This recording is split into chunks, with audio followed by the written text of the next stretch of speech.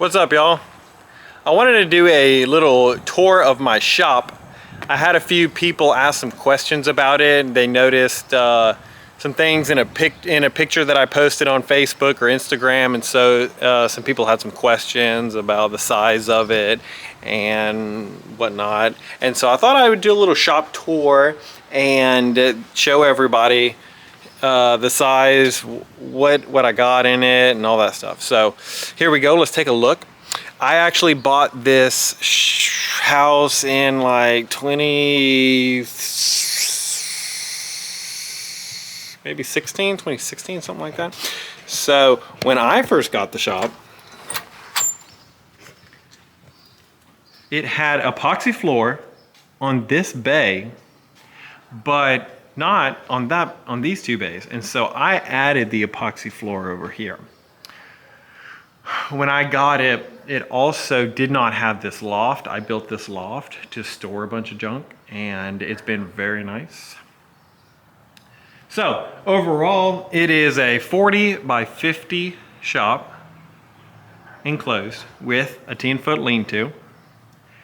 It's got 3 bays, as you can see. All of them are 10 feet wide. I'm sorry, all of them are 12 feet wide. These 2 bays are 10 feet tall, and then the last one is 12 feet tall.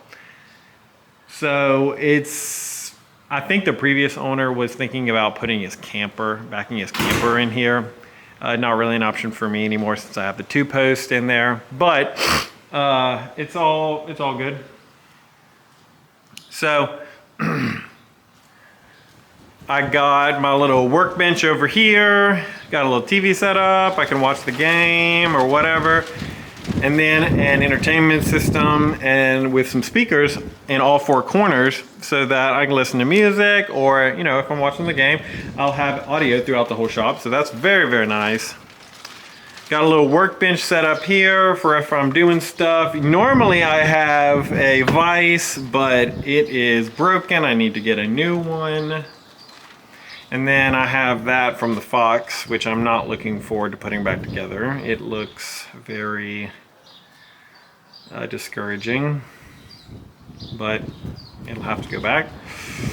I got air throughout the whole shop, and so I have these lines that run all the way across the shop, and there's a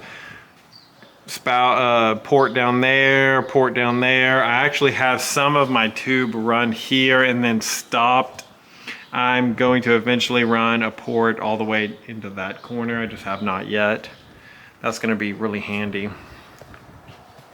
Got this 10-foot lean-to, which is real nice. I got some fence pickets stored here so that I can finish my fence. I got my tractor, mower, whatever, and a bunch of that other stuff I need to get cleaned up. I need to get rid of that corrugated tube. So, but we walk back in here. These are some of my product. I sell light bars for some of the Super Duty trucks. And so this is where I store some of the product. This is a bathroom, actually. Pretty nifty. When I got the shop, it didn't have any kind of covering. It was just a toilet sitting out there in the middle of nowhere. And so I built this little cover at the shop, and it worked really good. Don't come and peek, and we'll be good. The only reason I have this lift out at the moment, this engine hoist, is so that I can put the Coyote in the Fox whenever it gets here. Actually, the slab is about 4-inch thick. And so when I was reading the instruction manual on this Rotary, they say that you should have a minimum of 6 inches thick. And if you don't have that, then you should cut out the concrete and pour deeper. So you can kind of see where I cut out the concrete 4 foot square, and then poured more concrete so you have a better, thicker foundation. So it works really well. It's just not super smooth because I'm not a concrete finisher. So this is a 9,000 pound rotary. I got it used, changed the seals on the hydraulic cylinders, and everything works amazing. 0 leaks, had it for a few years now. And this is a Bendpak Grand Prix lift. I was actually looking at these prices the other day when it was brand new. I bought this lift the day it came on the market, and I don't know if maybe they were running a promotional because it was brand new and they were trying to get it out. I'm not sure, but I bought it for $4,200 from Summit Racing, and I just looked at the prices this week for the exact same unit, $7,500. Crazy. But it's been a great lift, no problems with it at all.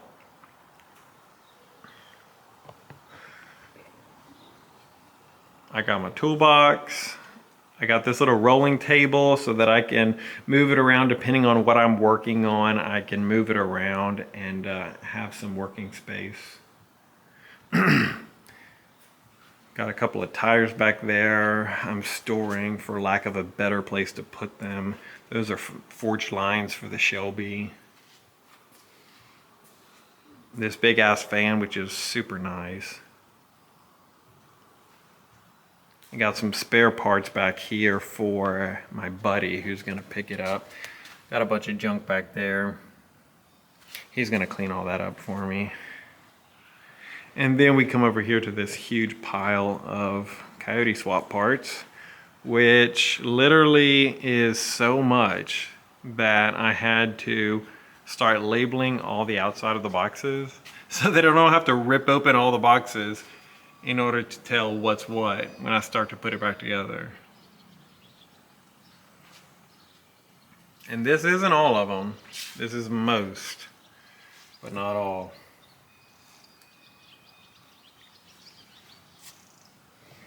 And then that's just a little bit of storage down there. But here we go. I got my reels of air. Super nice. Especially if I want to pull something in just right here and air it up. Maybe my lawnmower or just a vehicle if I can't pull it inside. And then I also have some spools over here with my extension cords. Spool over here with a water hose to hook up my fan, a little wash station, a lot of my detailing supplies I keep down there, a little deep freezer. Overall, it is a fantastic space to work in. The only thing I don't like is sometimes this floor will sweat when the humidity rises and the temperature changes really fast. This side actually doesn't, and I don't know why. This whole shop was built at the same time, so if it's got any kind of moisture barrier, it's going to be across the entire thing. I don't understand, but this side won't sweat. This side does sweat. It's very annoying. But that's about it. I actually just recently added some lights right here so that when I pull my car in here and I'm working on the engine, I can see a little bit better. So I added these two and these two. Looking forward to using those. I'm not really sure how tall it is exactly, probably 12 to 14 feet. This lift lifts about 6 feet, and then the car is probably, about 4 feet tall. So it's probably 12 to 14 feet to the peak. But full metal building with the roll-in insulation. I would like a little bit better insulation, maybe air condition it eventually. But I don't know, then I would have to get insulated doors, or at least should. You don't have to, I guess, but it's a very nice space. I really enjoy working in it. Super fun. Love working on these cars, working on projects, and this is a great space to work on them. So I feel very blessed, and that's it. So I hope you enjoyed the video, and tune back in for the next one. Thanks.